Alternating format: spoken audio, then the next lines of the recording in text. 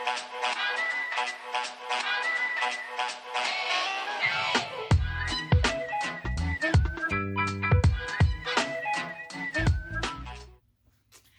y'all, and welcome back to my channel. My name is Linda and this is Nepwood at Home. If you are new here, welcome, and if you're returning, welcome back. Thank you guys so much for being here today. Today, as part of our reseller series, I am actually going to show you one of my favorite hacks, and it doesn't take any time at all, and the supplies are probably in your home because there's so many different things that you can use. And yeah, I'm like super excited to share this with you today. So one of the things that we discovered was kind of by accident. It was pretty early in our reseller life, and we came across a gentleman, and he was selling off a bunch of his antiques because he and his wife had traveled to countries selling antiques during like the 90s and the early 2000s. And he had since decided not to do that, and everything was just kind of like in storage. And so he decided to clear all that out, and that is actually where a lot of my husband's uranium glass came from in the early stages of his collection. Anyhow, so I digress. One of the things that after we had made our purchase and stuff, and he kind of called us over, and we were looking for packing material to kind of pack up these glass items. And again, early days of our resale business, we did not necessarily carry around a lot of packing material with us yet, or anything to really kind of put things in. Normally you go to a yard sale, you kind of expect, if they're selling glass items, to have packing material for that. That's not always the case anymore, especially now that people really aren't reading newspapers like they used to, and so it's just getting more complicated. But anyway, he had in numerous sizes these. Okay, and it looks just like what it is. It's a felt bag. And what was cool is that you could take your item and drop it into the felt bag, wrap it up, and you could pack it. And it offered enough cushion to protect whatever you were putting aside. Now, I wouldn't necessarily put this item in this particular bag in real life because I don't think it's quite large enough, but you get the gist. And so we have them in all different kinds of sizes, and they're all being used right now with the exception of this one that I just happened to find in the garage. So today we are actually going to be using it's going to be kind of an upcycle. So we're going to be taking an old snuggy that nobody's going to use, and I have a whole pile of them right here, and we're going to make those same little pouches. Now these will be wonderful because it gives us an opportunity to use something that we might not use normally. Again, just fold it over, pack that into a box or whatever. And here's another one. They're literally just little pouches. You don't have to hem anything. You don't have to do pretty much anything with them. You have to hide the seams, nothing. I mean, as you can see, these are just kind of chopped up real quickly. You can go through, I mean, if you're really, if you're that crazy about it and, use pinking shears or whatever. This one's not even straight. Who cares? And then literally what happens is, and before we end up using the last batch of all the ones we had, which is why I'm making more, you just take them, stack them up, put them into another bag, a tote bag or whatever, or into a box, and you can have a dozen of these, or 2 or 3, however many you make. You can have them ready for you, all different sizes, so that as you go to yard sales, instead of having to use a lot of newspaper or plastic bags, things that are, yeah, they're recyclable, but not always the greatest for the environment or even for the items. Sometimes, newsprint, especially if you're talking about like custard glass, that newsprint gets onto the custard glass and it's very hard to get off. But anyway, there's lots of applications that these can be used for. If you're moving, these work awesome for putting between dishes. You just pack your plates in there just like you would if you were at a yard sale and put them into your boxes and move to wherever. So I'm going to be making a bunch of these, and I'm going to show you how simple it truly is. So give me a second and I'll get you down to where you guys can see on my sewing machine. Please don't mind the mess because y'all know Home Slice here is living in a warehouse. So give me just a minute. Okay, so all you need is basic sewing machine. This I think was like the end or something of the fabric. I don't know. It doesn't matter. So, all right.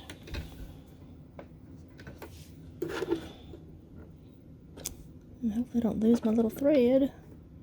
The complications that only ever arise as I'm trying to show this, like actually in the process of doing it. All right, here we go. I'm gonna drop your needle like normal. You can also sew these by hand if you don't have a machine. So I thought about just speeding this section up, but then I really wanted y'all to be able to see how quickly these 3 bags come together. And in order to do that in real time, all I could really do is leave it as it was, but make it so you guys didn't have to listen to the noise of my sewing machine. And so I figured now would be a great time to just do a little voiceover and ask y'all, for anyone that out there that does reselling, have you ever thought about using pouches?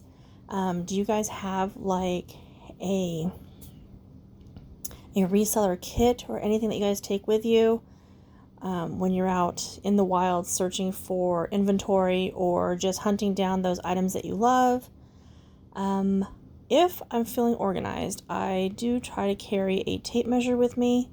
It's just a small one, it's retractable, like a seamstress tape measure, so it's not going to do a whole lot, but it does in a pinch kind of give me an idea of size on things. I did carry around an actual full-size tape measure in my car, but I think my husband has reclaimed that one. I always have a knife on me because you never know when you're going to need a pocket knife for something. And then, of course, you know, now we bring packing material with us, but I definitely prefer bringing these little pouches.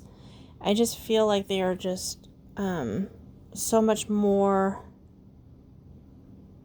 useful, to be honest with you. And when you have a large amount of them, it's amazing how quickly you just grab them, stick something inside of it, and you just move on, so you're not sitting there trying to like pull out paper from bags and do all that kind of stuff, because that's nutty. So I know I have packed in the heat of the day to the point where I thought I was going to die, wrapping up, you know, different glass items and stuff, and it can be a lot. Like, it really can be. And so these pouches definitely make a difference. Okay, so one of the things I don't like about this machine, it's the Brother Project Runway Edition, is the way that it gets caught up and bound all the time at the bobbin. I read the manual, I watched videos. It's just a weird thing with my machine, and I never recommend it. I just think it's kind of a pain. But anyway, so you're just gonna do straight stitches or any kind of stitches that you like. I just do a simple straight stitch. If you're gonna be doing these by hand, again, straight stitch or however you want to do it, you just need to basically get them closed into pouches. But it's one of the things that makes this bag making project so simple, is the fact that it requires so little skill level to make them, but they're so effective. So regardless of how you do it, what you do while you're doing it, it doesn't matter. These bags are going to be a lifesaver, and you're going to love them if you try them. Now let's see if I have...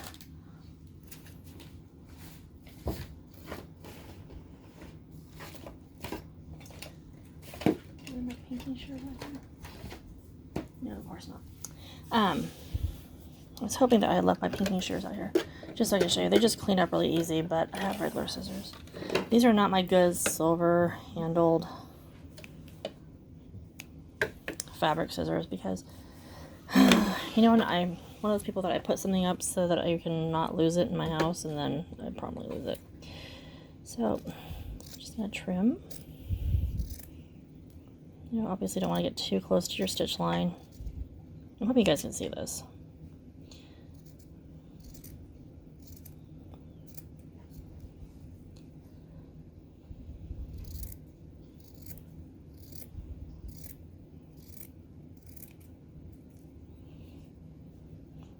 Dogs were out playing in the mud, so now they feel like they need to sit here and groom themselves.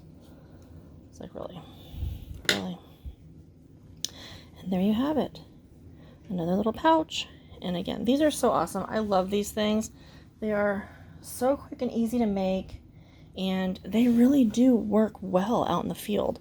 So, you know, when you're out in the wild and you're trying to find your, you know, your great finds and stuff, and it's just, these are so much tidier and they take up so much less room than, say, like a bag full of paper. And probably the only time I don't use these is